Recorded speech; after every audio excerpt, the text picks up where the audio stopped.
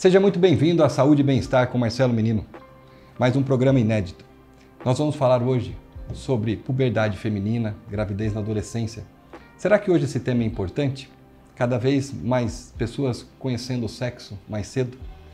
Ele que é médico, ginecologista, especialista em cirurgia ginecológica, com ampla experiência em gravidez na adolescência. Seja muito bem-vindo, meu amigo Luiz Roberto Milano. Prazer estar aqui com você, Marcelo. Muito obrigado pelo convite. Acho que são temas aí muito importantes para a nossa população em geral, né? Você tem 30 anos de profissão, né? Final agora do ano, faço 30 anos. Formei em 93. E falando de puberdade feminina, o que acontece que a menina deixa de ser menina e passa a ser mocinha? Essa é a fase de transição, então, realmente da puberdade, seria a fase da transição da infância para a fase adulta, com aquela passagem pela adolescência, né? Hoje no Brasil, em torno dos 8 até os 13 anos de idade.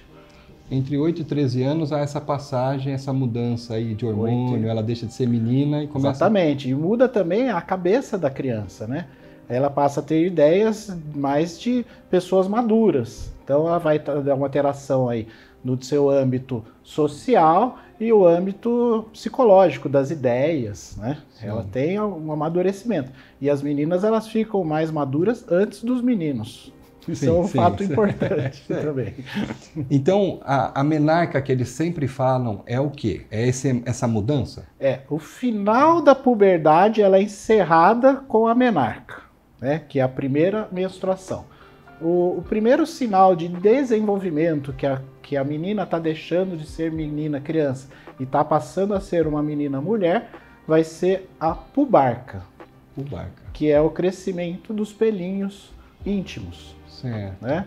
Que no início são finos, são mais macios, e com o decorrer desse amadurecimento eles vão se tornando mais espessos, mais ondulados, mais enroladinhos, né? Sim.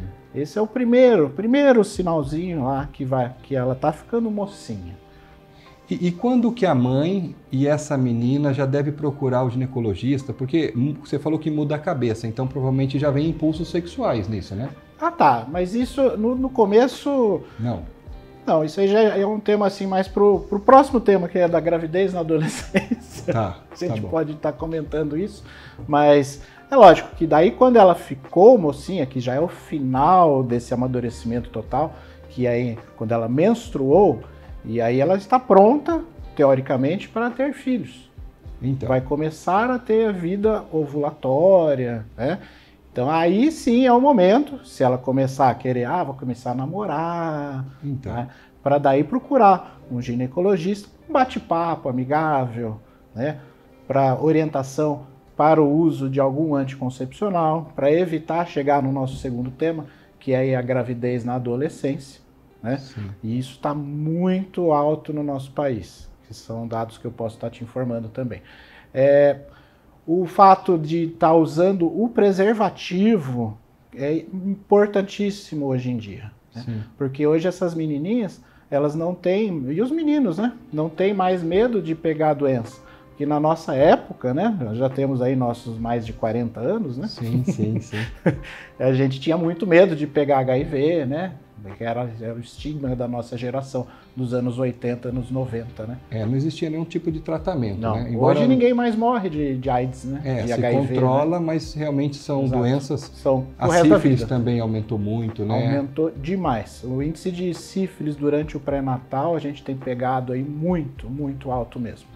Tanto que é um dos próprios problemas aí da saúde pública, pelo fato dessa gravidez ser em pessoas mais jovens, o aumento desse índice de doenças, principalmente a sífilis. E a sífilis, se você não faz um tratamento precoce, acaba transmitindo para o recém-nascido, né? Que chama sífilis neonatal, que é uma doença de notificação compulsória, inclusive. Tá. E aí, nessa puberdade também começa a ter talvez um pouco de dor no seio, né? Como é que então, isso funciona? Essa é a segunda fase do desenvolvimento, que seria a telarca, que é o desenvolvimento da mama, que começa com o brotinho mamário. Um brotinho, como se fosse um nódulozinho ali debaixo da aureolinha de criança. Certo. Né?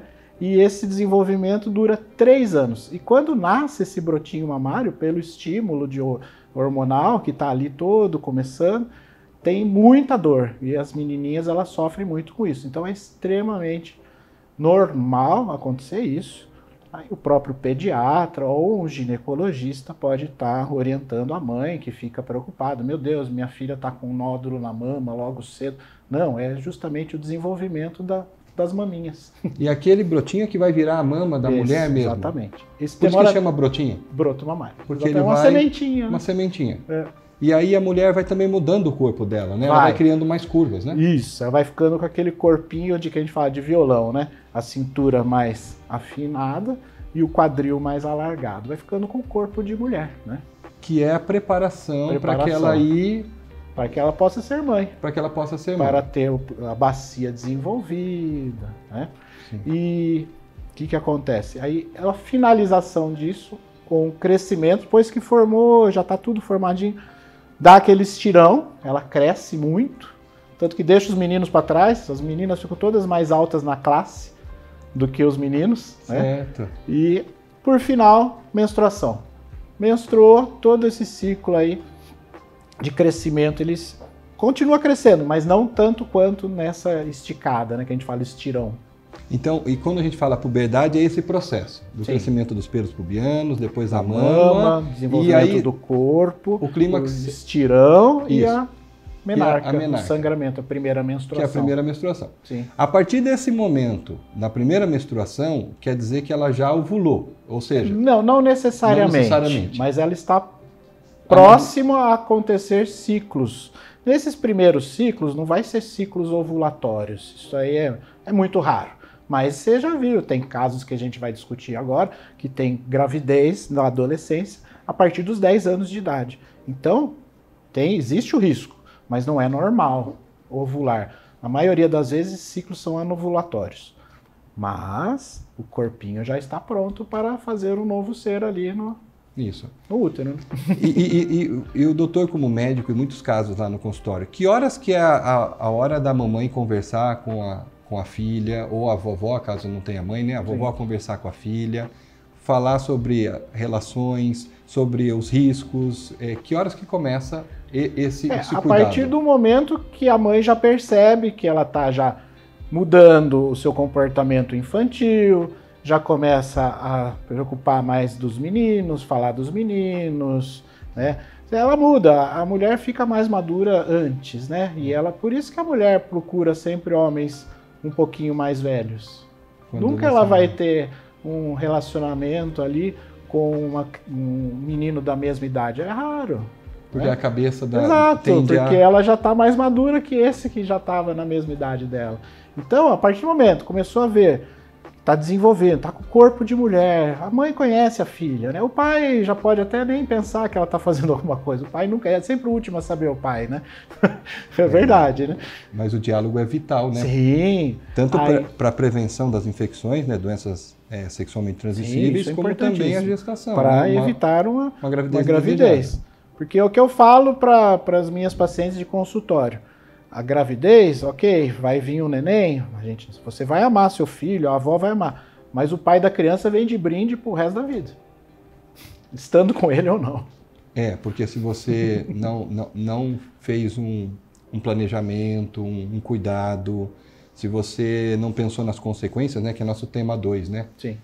Quer abordar mais alguma coisa da puberdade ou já podemos entrar nessa questão do tema 2? Acho que foi tudo abordado já, né? Sim. Então, quando vem a menarque, a gente já consegue entender que ali tem ciclos que são anovulatórios, né? Ou seja, nem sempre vem óvulos, mas pode já vir óvulos, né? Pode já vir uma criança. Sim. E se essa pessoa já está conhecendo, tendo uma vida sexualmente ativa, quais são os cuidados que, primeiro, essa menina que agora está virando uma mulher tem que ter, tanto que com os pais, como também com os médicos, para que ela também saiba das consequências que podem ter. Então, o diálogo em casa é primordial, tá? Aí se a mãe não tem essa intimidade, porque isso pode acontecer, não é todo mundo que tem uma intimidade com o filho, que possa ter uma conversa franca, Pega, não tenho convênio, não posso levar no consultório. Tem posto de saúde de graça, tem vários profissionais, né, à disposição. Marca para um bate-papo, olha, tá assim, sabe? Sai da sala, deixa a menina junto. A mãe percebe que ela está mudando, que ela está tentando se iniciar sexualmente. Porque ela vai sair, vou sair com fulano, né? Sim. Não é só brincar de bonequinha, então ela está mudando a vida dela. Tá? Então, na escola é interessante. Aula de educação sexual, isso não existe, né? É muito coisa. Então, o que a gente se fala hoje em dia? Um bate-papo amigável ali no pátio com o professor, que ainda é uma pessoa que tem uma ligação maior, uma afinidade maior com a menina. Sim. Né? O que eu posso fazer? Tá acontecendo isso, tá acontecendo aquilo. E também hoje, né, ninguém mais assiste televisão quase, né? Hoje está todo mundo no computador, no celular, e seguem muitos influencers. Acho que os influencers teriam que ter um papel bem legal por esse assunto, explicando alguma coisa a respeito, para pelo menos usar com frequência o preservativo e usar um método anticoncepcional, né? É o que eu falo muito no consultório também. Aquela paciente que, eu não vou usar pílula porque engorda demais, vai mudar meu corpo. Engravida para ver se não vai engordar ou se não vai mudar bastante o corpo. Né? Então, esse fica no nosso primeiro bloco sobre puberdade feminina, com o nosso doutor Milano, experiência de mais de 30 anos nisso. E nós vamos voltar no segundo bloco para falar sobre gravidez na adolescência. Aguenta aí, já voltamos rapidinho. E voltamos com Saúde e Bem-Estar com Marcelo Menino, retomando o assunto sobre agora gravidez na adolescência. Falamos sobre puberdade, agora vamos falar sobre gravidez na adolescência, quando acontece de ter uma gravidez indesejada ou o próprio adolescente, às vezes tem lugar que casa muito cedo, né, e acaba sendo grávida na adolescência. Mas existem riscos, existem consequências, né, tanto sociais como físicas e psicológicas. E me fala um pouquinho sobre os dados da gravidez na adolescência no Brasil. Segundo a OMS, é o principal fator de mortalidade materno-infantil. Principal fator?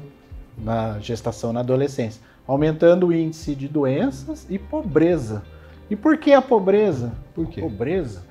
Porque essa paciente grávida, menina mãe, né, menina gestante, ela vai parar com os estudos, isso estatisticamente falando, em mais de 70% das vezes. Abandona os estudos. Então você imagina uma criança com seus 15 anos que para de estudar, e tem uma criança para cuidar. Certo. Então ela não consegue uma classificação profissional de acordo, então vai ser um empreguinho básico, mas sem uma classificação empregatícia de nível, e fica nessa mesmice. E a própria família às vezes tem que cuidar, né? A própria família assume. O índice de abandono paterno é extremamente assim absurdo.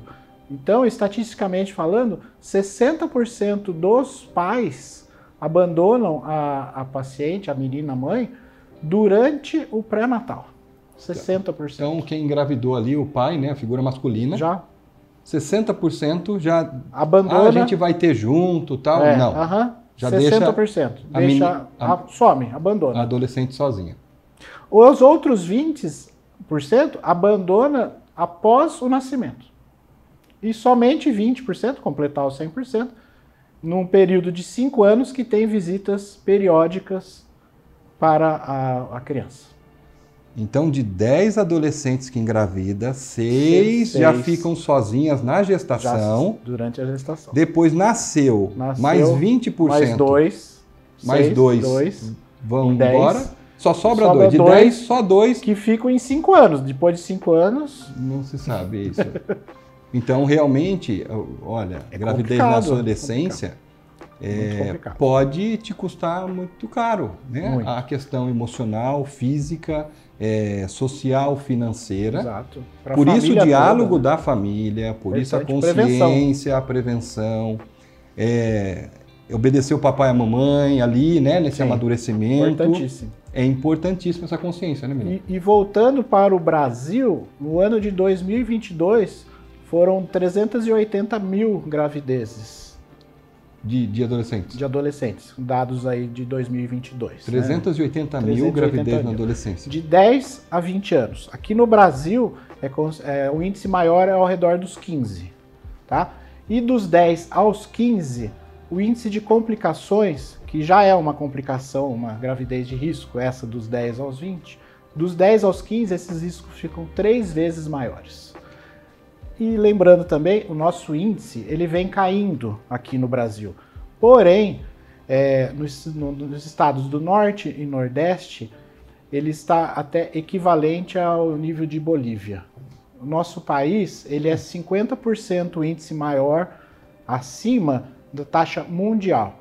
Então fica equivalente a Peru, Bolívia, Equador e Paraguai. Certo. E o Sul-Sudeste acaba abaixando esse nível, porque senão ia ser pior ainda. Como a gente aqui no Sul-Sudeste temos mais saúde, né? Tem pobreza, acesso. Claro, mais acesso à saúde, mais convênios, mais industrializado. Aqui a gente acaba melhorando esse índice, mas o Norte e Nordeste realmente está muito complicado. Entendi. Então é importante ter essa consciência, tá? Todos vocês são pais, né? Nós que somos pais, você que é avô, conversar com a criança, conversar aí com essa menininha, tá? Explicar as consequências, né? Que talvez vai ter que abandonar os estudos, talvez não vai ter um emprego que talvez sonhou, aquela viagem. Por isso que é importante você ter essa consciência. Deixa eu te falar, e as complicações também na gravidez da adolescência, doutor Milano? Nós sabemos que se é um corpo de menina que está agora amadurecendo, ainda não é uma mulher formada, quais são as complicações que pode ter? Primeiro, para ela, para o bebê, e a questão também das vezes a pobreza e a anemia. Sim. Então, o fato dela ter, quanto mais nova, menos a bacia, né, a pelvis está formada. Então isso já aumenta muito o índice de parto cesárea. Para parto normal não passa, porque a cabecinha bacia não amadureceu. Não tá no tamanho que proporciona o nascimento para um parto normal. Isso, se ela está lá no Norte e Nordeste, num centro que não tem um hospital que seja gabaritado, tal, para gestação de risco, piorando a situação ainda mais, dependendo do local que ela está grávida. Sim.